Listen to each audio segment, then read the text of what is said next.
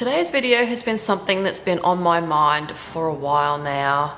It's just sort of been sitting there and eating away at me, and I've been sort of really thinking about this scenario and what would happen if Where's Wally was a psychopath. If you're not familiar with Where's Wally, or Where's Waldo as it is in the US and probably other countries, I know him as Where's Wally. Now, Where's Wally is the little nerdy looking dude that likes to be found all the time on pages. He likes to hide and then he likes to be found. And this is a reoccurring, ongoing thing that this character likes to do. Now, in true form, I like to go into overthinking mode and like to think of all the possibilities on why Where's Wally is like this. Why does he like to be found all the time? Like, is this a mental illness? Is this a OCD issue? I've just been racking my brain trying to work out if this could be some kind of condition that's led him around the twist in this particular illustration that I am going to be doing today. Alright, so I'm going to get drawing my idea today for you to show you what Wally would look like if he was a psychopath. Now, I really enjoyed doing this illustration and coming up with the planning for this. I wasn't really sure how to do a chair, so I ended up going to Pinterest and getting a reference for a chair, but then I ended up just adding a really high back on it because I wanted this high backed chair for some reason. I don't know why. But yeah, I sort of had a lot of fun coming up with the story for Where's Wally and like why he has gotten himself into this predicament now. And I sort of thought, well, maybe, you know, he's, after all these years of being trying to be hiding and being found, it's sort of, maybe it's gotten to him a bit and he's completely lost his shit, and they've had to institutionalize him and wrap him in a straitjacket because he is just going absolutely bonkers. And I suppose when you think about this in a way, that maybe this whole thing about hiding and being found, maybe that is a condition. Maybe let's make up a condition.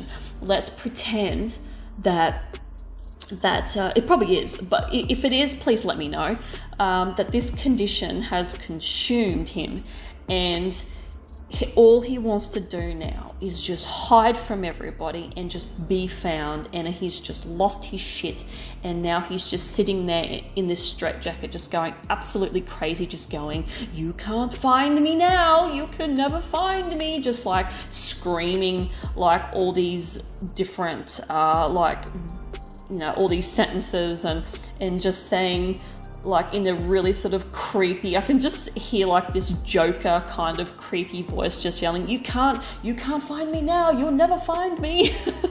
You know, just some really crazy shit like that. So yeah, I'm sort of portraying him as like this villain who has lost his shit, and he's, you know, he's sort of wants to be hiding and be found, and this is a condition that he's living with, and I'm going around in circles with this. So yeah, I just had a lot of fun sort of brainstorming and coming up with how he would look, and like having a lot of images pop into my head of like his face, because his face is so long, and then having like this big jaw and just making him really look like the Joker. I just sort of, I don't know, I was sort of channeling that and really wanted to sort of have that come across. And he's just completely, he just looks completely crazy. And then having like his eyes like one of them's, you know, just sort of squinty, sort of half shut, and then you've got the one eye that's open and he's just looking completely crazy. You've got the straight jacket in the colors of his jacket or his sweater or whatever you want to call it. I've been doing a lot more 3/4 poses lately because I really do struggle with that angle, and there is a lot of things in this piece that sort of don't look particularly great with that 3/4 angle, but like I said, I'm trying to work on that. Now, I really laid that red down onto his straight jacket first because I started to get a little bit lost with the lines and I didn't know where everything sort of began and started. So I really wanted that to be the first thing that I painted, just so I didn't forget what was going on and where everything was, because I do that a fair bit.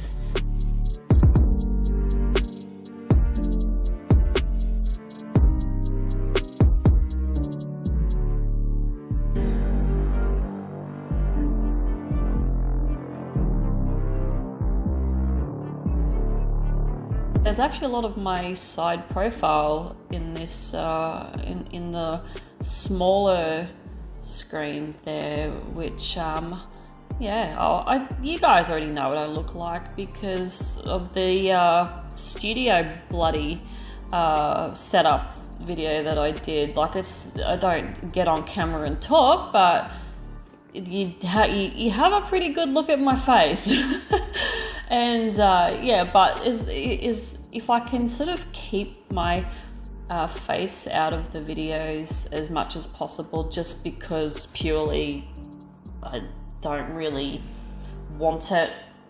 I don't want to talk fully on camera yet, and also, you know, this is an art channel. I'm more focused on my art more than showing my face around everywhere. So yeah, anyway, that was a tangent. I digress. Now, getting to his features and that, doing all the features for his face, I actually found that quite fun. And yeah, I actually, my favorite part about this illustration, well, one of my favorites is his face. I do like it.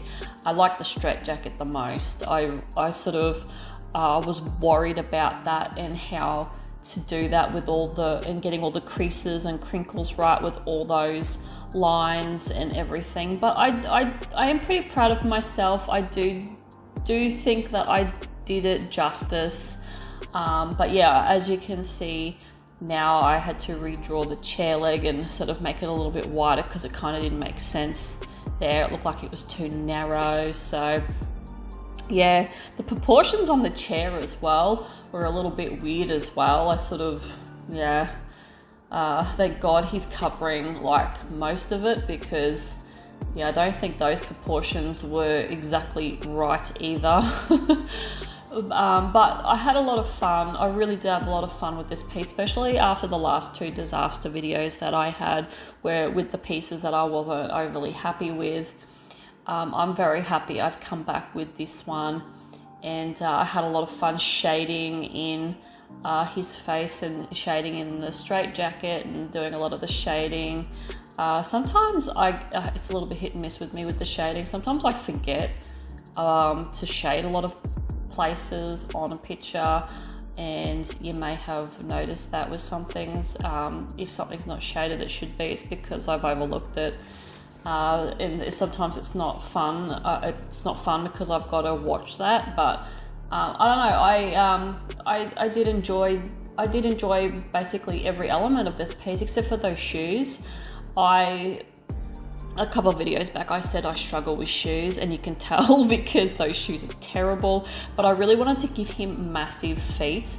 Like, I just wanted everything to be such a caricature on Where's Wally, and sort of play with the dimensions that he had anyway, like in the book. So he's got a long face and he's got a weird looking face anyway, so I just took it to that next creepy level and really just really brought it out.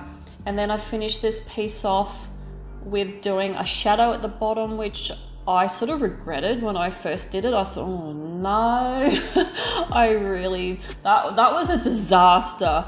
But I sort of tried to fix it a bit, and I was kind of happy with how I fixed it. But yeah, it's still a bit iffy, and I probably shouldn't have done it that dark. I should have done a bit more of a lighter and a smaller shadow at the bottom, but it doesn't seem to be too bad. And then I'm just finished off with the white gel pen, and I did some of the white glaze across his glasses to give that effect that he's got lenses in those glasses. And then I give some drool coming out of his mouth because he's batshit crazy. So anyway, that is my illustration there. I hope you enjoyed it, and I hope you enjoyed my take on Where's Wally and as he becomes a psychopath, because yeah, I'm out of here. See you in the next video.